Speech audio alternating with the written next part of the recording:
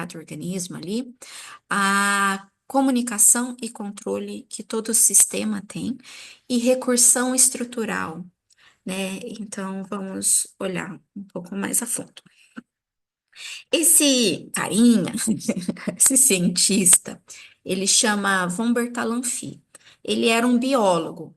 Ele estudou e percebeu que os sistemas existem certos padrões de comportamento, né? E criou a teoria geral dos sistemas.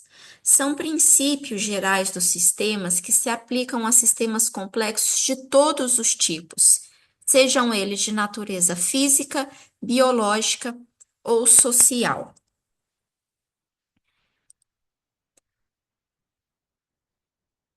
Mais um entendimento sobre os padrões foi observado por Eduardo Lorenz. Eduardo Lorenz, ele simulava, né, eventos climáticos. E cada pontinho aí da tela é uma simulação. Então, dentro da simulação, cada hora ele dava um tipo de entrada. E ele foi observar uma aleatoriedade enorme nos resultados.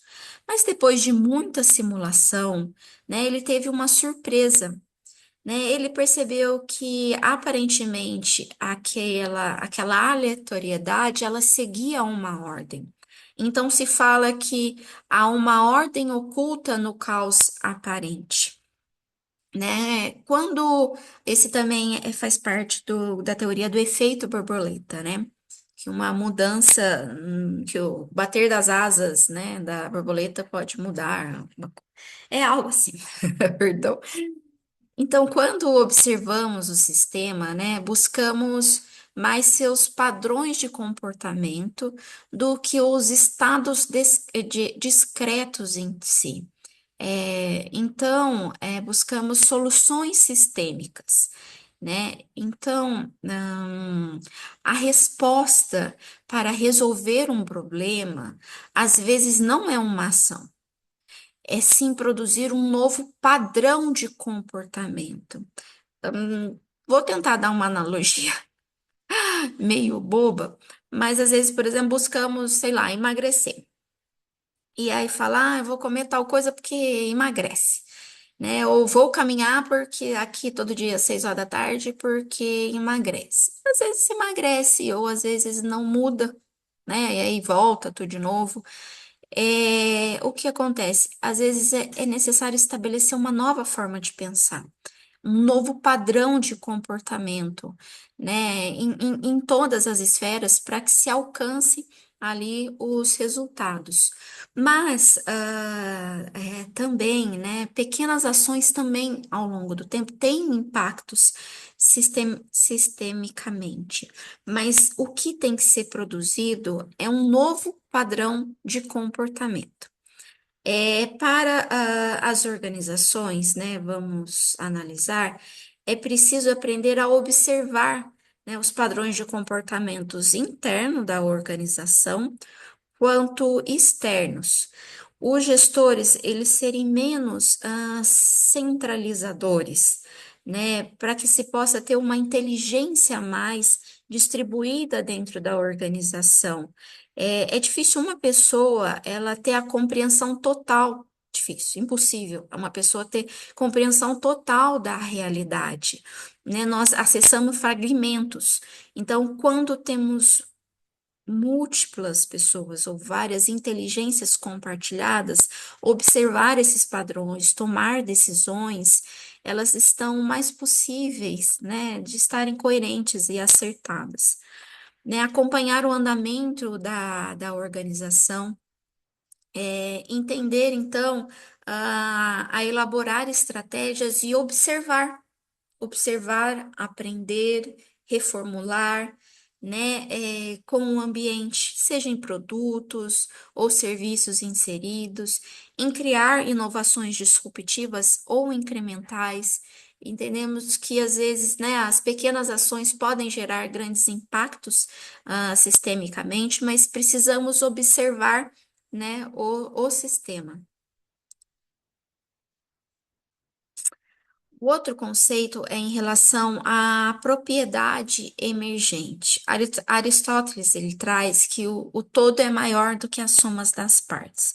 O que isso quer dizer, né? Um corpo humano, quando ele está ali com todos os sistemas é, inseridos em funcionamento vivo, se pegar esse mesmo corpo e separar em todas as partes e querer juntar, não volta, porque a vida, ela é uma propriedade emergente. Então, o que que é a propriedade emergente? É uma propriedade que faz, que emerge dessas relações e ela não faz parte desse sistema, né? Então, para organizações, nós podemos ver que essa sinergia da inteligência coletiva, compartilhada e cooperação, ela emerge algo que faz, que é mais, vamos dizer assim, do que a soma dos individuais somados, quando eles estão em relação, em sinergia e em interação. Então, também vale a refletir, né? O que de fato emerge dessa organização? É algo desejável? É indesejável? É o que emerge cumpre o propósito na qual se destina, né? Ou é uma organização que tem um propósito, mas que está completamente fora e não tem sentido, porque a organização, o propósito da organização é aquilo que emerge dela, é aquilo que ela faz. Então, temos que ver qual é a vida, qual é a propriedade emergente que está surgindo dessa organização. É tudo aquilo na qual foi traçado dentro do propósito? Se não é, como construir estruturas para que isso emerja.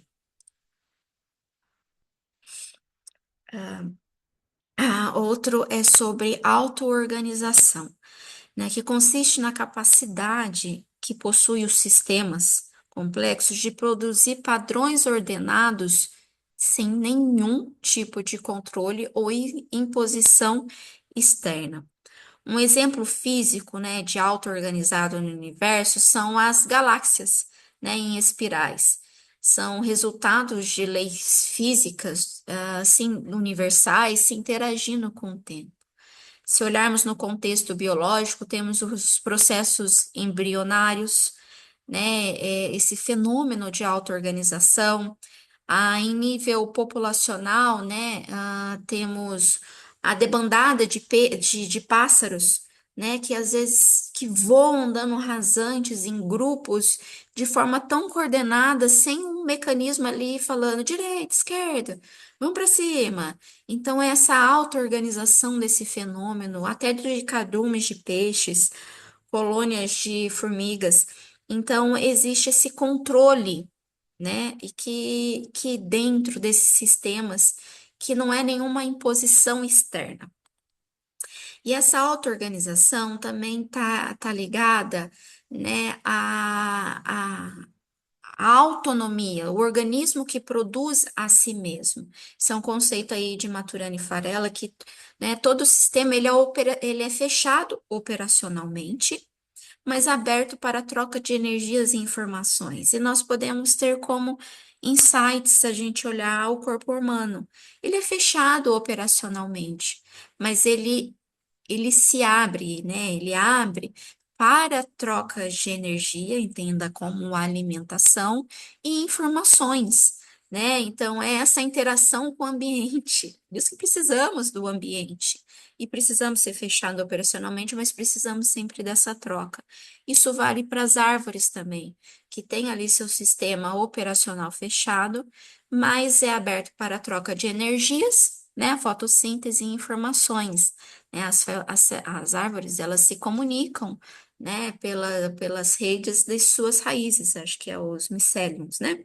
Isso vale também para células. Então, todo o sistema, ele é operacionalmente fechado para manter ali sua automanutenção de processos, mas ele tem que ser aberto, então, para a troca de energias e informações. Viabilidade, né? Lembra que a viabilidade é né, a estrutura, o organismo mais o ambiente? Mas como ele reconhece essas informações, essas trocas? O que define, né, é a estrutura, né? A estrutura, ela pode limitar ou definir essas respostas que ocorrerão devido à perturbação do ambiente. E ela que vai definir também transformar esse organismo, essa organização em viável ou não. Como assim, né? Nossa estrutura biológica, vamos pensar no corpo humano. Nós captamos informações que vão de 20 a 20 mil hertz de frequência. Então, nossa estrutura, ela capta informações do ambiente que estão nesses níveis de frequência. Os golfinhos, eles captam informações muito mais baixas que estão no ambiente e os morcegos muito mais altas. Então, podemos perceber que não é que não exista nós não, certas informações, nós que não temos estruturas para codificar as informações, todas as informações que estão no ambiente. Então, nós temos essa estrutura que é tão limitada. E pode no ambiente ter diversas informações que nós não temos estruturas biológicas o suficientes para captar. Isso vale para o organismo, isso vale para as organizações quando tem que ser desenhada essa estrutura organizacional.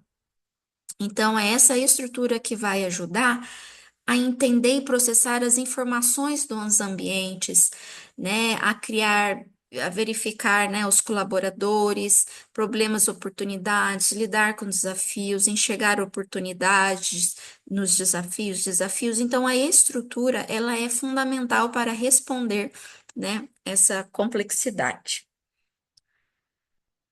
Outro cientista que eu trago aqui é o pai da cibernética, que é a Norbert Wiener. Ele traz que a cibernética é a ciência é a ciência da comunicação e controle animal e máquina. Na máquina, ela é extrínseca, né? Tá certo? Então, nós damos aqui os comandos e ela pode ser intrínseca, né? Ela é igual é biológica quando esse controle ele é por feedback, quer dizer, por retroalimentação ali de informação e influência, né? Então, todo sistema ele tem comunicação e controle. Então, nós entendemos essa comunicação e controle que vai fazer ele manter ali sua auto-manutenção, né? Sua auto-organização. Que comunicação e controle é fundamental para as organizações, mas tem que tirar essa visão desse controle burocrático para um controle mais para um controle sistêmico, né? Para ter uma comunicação mais rápida, mais fluida, uma aprendizagem, né, mais rápida com o ambiente, né? Para inovar e mudar as estratégias rápidas, caso o organismo, a organização, elas esteja caminhando para a inviabilidade. Aqui é só um panorama bem assim, ó, geral, hein? Aqui é em relação à recursão estrutural. Construir hierarquias por si só não é suficiente. A recursividade é o princípio essencial do design de organizações viáveis, é apontado por Stefan Beer. A recursividade, ela é conhecida na natureza, né, pela geometria fractal. Isso significa que os mesmos princípios de projetos, eles são repetidos em todos os níveis de uma estrutura. Então, o design, né, a estrutura, ela é a mesma, mas com muita variedade. É igual o exemplo da sequência aí de Fibonacci. Então, é uma estrutura, uma ordem que produz muita variedade. Então, nós podemos estruturar, né, a sociedade, né, a gestão, as empresas dentro desse sistema de recursão, na qual não é hierárquico. Ele incorpora, então é heterárquico, é igual você olhar lá do micro, do macro do vídeo, incorpora, não existe uma hierarquia, cada um é uma organização viável lidando com o seu ambiente complexo.